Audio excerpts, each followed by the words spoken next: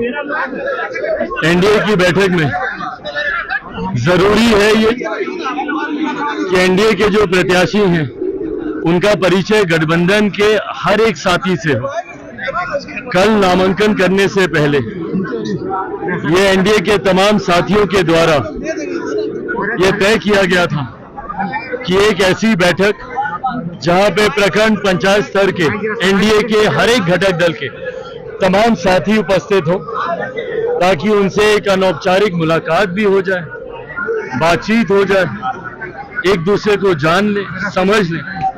क्योंकि जिस बड़े लक्ष्य की ओर हम लोग अग्रसर हैं, उस लक्ष्य में एनडीए गठबंधन पूरी ताकत, पूरी मजबूती के साथ हम लोग आगे बढ़ने का काम कर रहे हैं। लक्ष्य हमें हमारे प्रधानमंत्री जी ने दिया है 400 सीटें जीतने का, और इन 400 सीटों में बिहार की 40 सीटें अपना महत्वपूर्ण योगदान देने जा रही है। ऐसे में मेरी लोकसभा रही है जमुई, और लगभग पिछले 10 सालों से मैंने जमुई का प्रतिनिधित्व किया है। ऐसे में जमुई को कोई उसी भावना से प्यार करे, उसी भावना से अपनाए, और उसी भावना से जमुई और जमुई वासियों की सेवा करे जिस भावना से मैं करता आया हूं। मेरे परिवार, मेरी बहन से बेहतर और कोई नहीं हो सकता। मेरी बहन, मेरे बहनोई, जब उनको ये मौका यहां पर मिला है, आने वाले दिनों में जमुई की जनता के आशीर्वाद से जमुई की सेवा करने का, तो कहीं ना कहीं मेरा जुड़ाव वही रहेगा जमुई से जो अभी तक था। और जो वादा मैं हमेशा से करता आया हूं कि युवा बनकर आया था, बुजुर्ग बनकर जाऊंगा, ये वो माध्यम है। कोई और होते तो शायद एक नेता, सांसद, राष्ट्रीय अध्यक्ष का रिश्ता होता, पर यहाँ पे बहन का रिश्ता है, जीजा है हमारे। तो जिन कार्यों को मैं पूरा करना चाहता हूं, जो अभी भी अधूरे हैं, उनको मैं पूरा कर पाऊंगा। मैं एक और बड़ी जिम्मेदारी निभाने जा रहा हूं, हाजीपुर, मेरे पिता की कर्मभूमि, उनके अधूरे कार्यों को पूरा करने जा रहा हूं। बट ऐसे में मेरी कर्मभूमि और मेरे अधूरे कार्य को पूरा करने के लिए मेरी बहन और जीजा से बेहतर कौन। 2014 फिर 2019, जब 2024 में हैट्रिक लगाने के बाद यह है कि चिराग पासवान जम्मू से हाजीपुर जा रहे हैं, इसी क्या नौबत आ गई चिराग? देखिए, सारी राजनीतिक परिस्थिति भाई आप सबके सामने है। मैं बहुत स्तर पर लड़ाई लड़ रहा हूँ। मेरी राजनीतिक लड़ाई एक तरफ, घर परिवार पार्टी को लेकर मेरी लड़ाई पिछले 2-2.5 सालों से आप सबके सामने है। मेरी जिंदगी सही मायनों में एक ऐसी खुली किताब है जिसका हर एक पन्ना मुझसे बेहतर बाकी सब ने पढ़ा है। कब मेरे साथ धोखा हुआ, कब मेरे साथ षड्यंत्र हुआ, कब परिवार में टूट, कब पार्टी में टूट, और उसके बाद का मेरा संघर्ष कुछ भी आप लोगों से नहीं छुपा। ऐसे में आज जब हाजीपुर जा रहा हूं, उस लड़ाई के तहत एक और जीत को हासिल करने, और सही मायनों में मुझे नहीं पता था कि मेरे पिता के जाने के बाद मुझे उनके नाम के लिए भी लड़ना पड़ेगा। मुझे नहीं पता था कि मेरे पिता के जाने के बाद उनके नाम को अपने नाम के साथ जोड़ने के लिए भी मुझे संघर्ष करना पड़ेगा। पर आज जब पार्टी को कहीं ना कहीं इस पड़ाव पर सफलता हासिल हुई है, उसको और मजबूत करने के लिए बड़ी जिम्मेदारी निभाने वहां जा रहा हूं। पर हाँ, जमुई के प्रति अपनी जिम्मेदारियों से मुंह नहीं मोड़ रहा हूं।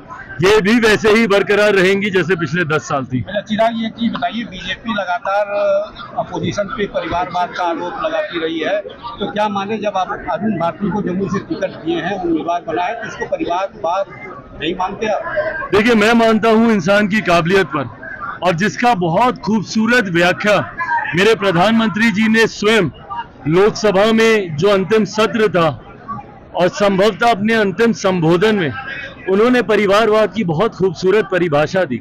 जब पुनः कुछ विपक्ष के नेता तंज कस रहे थे और तमाम भाजपा के कुछ वरिष्ठ नेताओं के ऊपर भी उंगली उठा रहे थे, उस वक्त मेरे प्रधानमंत्री जी ने बहुत खूबसूरती से कहा, और मैं भी इस बात को मानता हूँ। देखिए, किसी बड़े परिवार से आना, किसी बड़े व्यक्तित्व का सुपुत्र या सुपुत्री होना आपका सौभाग्य हो सकता है, पर आपकी काबिलियत नहीं। सौभाग्य आपको मौका संभवतः दे सकता है, बट आपकी काबिलियत ही आपको बनाए रखेगी। जिसका जीता जागता उदाहरण, मैं भी तो भैया एक नेपो किड में ही गिना जाता हूँ, पर जब मैं 14 में यहाँ पर आया था, 85,000 मतों से मुझे जमुई की जनता ने जिताया था। पर अगर वो 85,000 मत 2019 आते आते 2.5 लाख के मार्जिन से अगर मैं जीता हूं, तो वो कहीं ना कहीं जमुई की जनता पे का विश्वास मुझ पर है, जो मुझे यहां तक लेकर आया। इस बार ये जितने मतों से जीतेंगे संभवतः किसी नाम पर हो सकता है, पर अगले 5 साल में इनका समर्पण, इनका कार्य इनको यहाँ पर बनाए रखेगा। नहीं तो बड़े बड़े उदाहरण रहे, बड़े बड़े नेताओं के बच्चे दिखते भी नहीं जिनमें वो काबिलियत नहीं थी। चिराग जी, एक चीज बताइए, नीतीश जी से बहुत छत्तीस का आंकड़ा आपका रहा है, लगातार आप विरोध करते रहते, आप एक साथ गठबंधन में आ गए, जिसके साथ आप मंच साझा करेंगे?